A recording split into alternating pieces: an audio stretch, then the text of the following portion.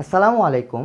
তোমরা যারা এখনও কোনো বিশ্ববিদ্যালয়ে একটা সিট এনশিওর করতে পারো নাই, তাদের জন্য কিন্তু বড় একটা সুযোগ হচ্ছে গুচ্ছ বিশ্ববিদ্যালয় ভর্তি পরীক্ষা।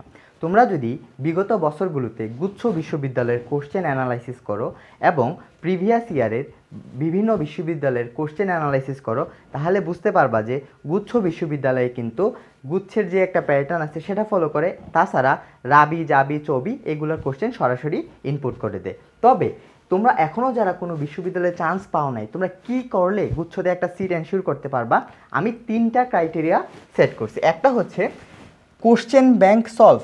এখন ভাইয়া তোমরা বলতে পারো, ভাইয়া এতদিনকে আমরা কোশ্চেন ব্যাংক সলভ করি নাই, করছো, কিন্তু এখন তোমাদের টার্গেট রাখতে হবে কিভাবে কোশ্চেন ব্যাংকগুলো সলভ করা। তুমি যদি গুচ্ছের কোশ্চেন ব্যাংকগুলো দেখো, শুধু গুচ্ছ বিশ্ববিদ্যালয়ে যত দিন ছিল ওই কোশ্চেন থাকতে পারে 2000 থেকে 3000-এর মতো, এই রেঞ্জের হচ্ছে কোশ্চেন আছে। এবং তুমি যদি বিগত 5 বছরের ঢাবি, জাবি, চবি, রাবির কোশ্চেন দেখো, ওইখান থেকে তুমি বিগত 5 বছরের কোশ্চেন যদি নাও, তুমি সেখানে পাইতে পারো আরও 1000 থেকে 1500-এর মতো প্রশ্ন। এই 4000-এর মতো প্রশ্ন কিন্তু ইউনিক প্রশ্ন না, এখানে কি অনেক প্যাটার্ন ফলো করে। এখানে একই প্রশ্নের কি টপিকগুলো সেম থাকতে পারে। তো এখান থেকে তুমি যদি এগুলাকে অ্যানালাইসিস করো, তুমি সর্বোচ্চ ইউনিক প্রশ্নের টাইপ পাইবা কতটা হইতে পারে, 100 থেকে 150, 100 থেকে 150টা ইউনিক কোশ্চেনের টাইপ থাকতে পারে। তাহলে তোমার যে সময় আছে 30 দিনের মতো, 35 দিনের মতো, তুমি যদি টার্গেট নেও যে এই 100টা টাইপ তুমি এই 30 দিনের মধ্যে শেষ করে ফেলবা, তাহলে কিন্তু তোমার গোটা প্রস্তুতিটা একদম ভালো হয়ে যাবে। এইভাবে হচ্ছে কোশ্চেন ব্যাংকটা সলভ করতে হবে।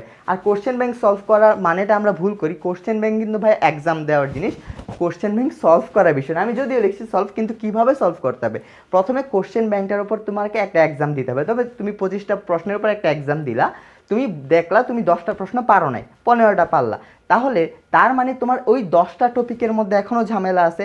আমরা কি করি, আমাদের কমফোর্ট জোন থেকে বের হইতে পারি না।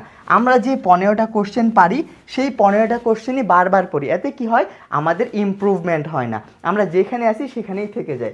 সো আমাকে হচ্ছে ইমপ্রুভ করতে হবে। মানে আমি যেই 10টা প্রশ্ন পারি নাই, আমি কি ওই 10টা প্রশ্ন শিখে ফেলবো না, ওই 10টা প্রশ্নের টাইপটা, টপিকটা আমি বই থেকে ভালো করে ক্লিয়ার করে নিব, যেন পরবর্তীতে এই টপিকটা থেকে কোনো প্রশ্ন আসলে আমার ভুল না হয়। এভাবে যদি আমি কোশ্চেন ব্যাংকটা সলভ করতে পারি অথবা পড়তে পারি, তাহলে আমার ইফেক্টিভলি আমার এই কোশ্চেন অ্যানালাইসিস জিনিসটা আমার শেষ হয়ে গেল। পরে আসো এক্সাম।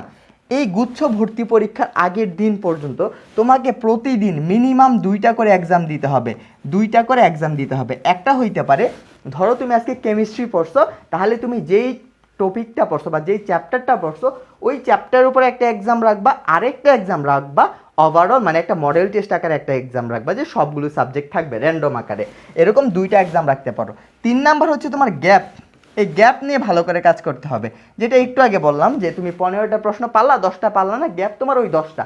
তুমি যদি ওই 10টা নিয়ে কাজ না করো, তুমি 1000টা এক্সাম দাও, তুমি 1000টা কোশ্চেন ব্যাংক পড়ো, তোমার কোনো লাভ হবে না। তোমাকে আগে নিজের গ্যাপটা আইডেন্টিফাই করতে হবে। গ্যাপটা আইডেন্টিফাই করার পর ওই গ্যাপ নিয়ে কাজ করতে হবে, যেন তোমার পরবর্তী এক্সামটা ইমপ্রুভ হয়। ধরো তুমি আজকে একটা এক্সাম দিলা, 25 পাইলা, পরবর্তী এক্সামে যদি তুমি 30 ক্রস করতে না পারো, বা মানে অ্যাটলিস্ট 25 থেকে বেশি না পাও, তাহলে তোমার ইমপ্রুভমেন্ট হলো না, তাহলে তোমার পড়াটা ইফেক্টিভলি হচ্ছে না। তো সেটা কাটানোর জন্যই তোমার গ্যাপ নিয়ে কাজ করতে হবে। মানে আমরা অলওয়েজ যা পারি সেটাই পড়তে থাকি, যা পারি না সেটা ধরিও না। এখন তোমার কাজ হবে, তুমি যে টপিকগুলো ভালো করে পারো সেটা তো রিফ্লেক্সে আনা। তাছাড়া যেই টপিকগুলো পারতেছো না, তুমি তো অনেকগুলো ভর্তি পরীক্ষা দিছো, তুমি জানো তোমার কোন কোন জায়গাতে ভুল হইতেছিল, কোন কোন জায়গার জন্য তুমি চান্স পাইতেছিলে না, কোন কোন টপিকে প্রশ্ন আসতেছিল, তুমি সেগুলো আনসার করতে পারো না প্রপারলি। তাইলে ওই ভুল এবং পারি না অংশগুলো নিয়ে কাজ করতে হবে। তাহলে তুমি যদি এই 3টে স্ট্র্যাটেজি ফলো করো, একটা হচ্ছে question bank analysis and solve, কীভাবে সেটা বললাম, তারপর হচ্ছে এক্সাম রাখতে হবে মিনিমাম 2টা করে, আর হচ্ছে গ্যাপগুলো ফুলফিল করতে পারো, ইনশাল্লাহ গুচ্ছেতে তোমার একটা সিট ইনশাল্লাহ হবে। তাহলে সকলেই ভালো থাকো, তোমাদের সাথে দেখা হবে পরবর্তী একটা ভিডিওতে। আসসালামু আলাইকুম।